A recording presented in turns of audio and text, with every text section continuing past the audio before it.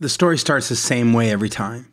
You're sitting there talking to someone and you ask them, well, what are you doing on your website to capture leads?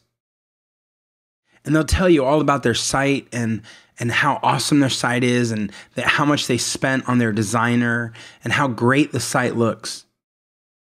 You say, but I didn't ask you about how awesome your site looked. I asked you what you were doing to capture those leads.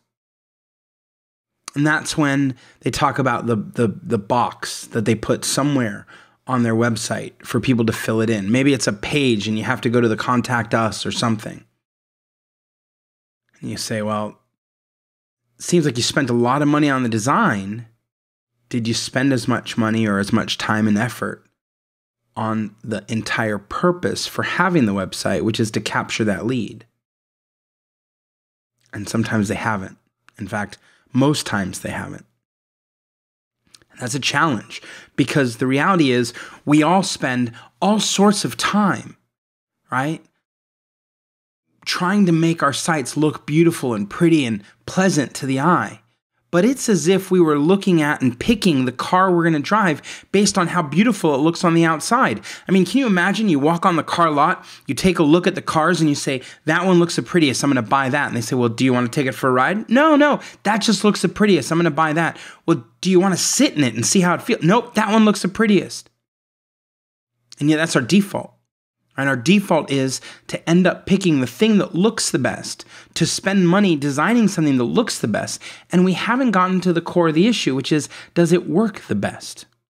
Does it fit us? Does it do what we need?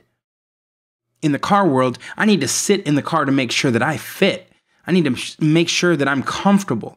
But I also need to drive it and see if it works the way I want it to work. Do I want to feel the road on every turn of the steering wheel, or do I want just total comfort and glide above the road?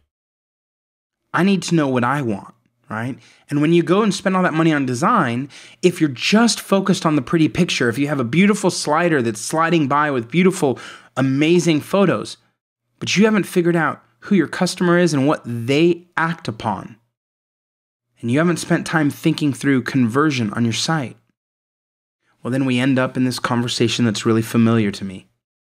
A conversation that keeps coming back to, so how much time and money have you spent on the conversion side of things? And they look at me and they're like, well, I have a contact form. Or these days you might hear, well, I have a subscribe form on the side of my, my sidebar on the side of my website. But that really doesn't do it. Or you might even ask, well, how well is that converting? And people don't know. So I'll give you a couple tips, a couple tools you can look at. Opt-in Monster. I have a couple of friends that have built that, and Opt-in Monster allows you to not only have a variety of different places where you can capture a subscribe form.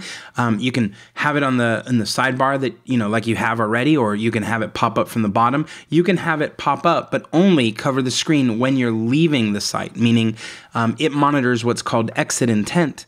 And when you're getting ready to leave, it notices you're leaving, your browser's moving off the page or to the toolbar to type in a new URL, and it captures that and then gives you the pop-up. Otherwise, it doesn't. Opt-in Monster does that for you, and that's pretty cool. Another one, right? If you want to track what people have been browsing about on your site, right? Where are they going? What are they visiting? What are they clicking to, right? You might want to take a look at Lead In. And Lead In lets you not only monitor that anonymously, but the moment that they fill in a form, whether it's a Gravity form or a Jetpack form, or when they make a comment, right? It connects that person to their traffic, their visitor path, so that you can look at it and say, oh, look at this. This person spent no time on my site, or this person spent a lot of time on my site. And of course, how you interact with them is going to be different, maybe based on where they spent their time, what they looked at, and how long they spent there. So Lead In is another thing you might look at. Another one that is not WordPress specific, but works with your WordPress site, and maybe one of my favorites, is Optimizely. Now, it's a service and you pay regularly. But the benefit of Optimizely is that you can go back and change all sorts of stuff. You can tweak your website over and over. And you do it in such a way that you're testing all those variations against your traffic to see which one works the best.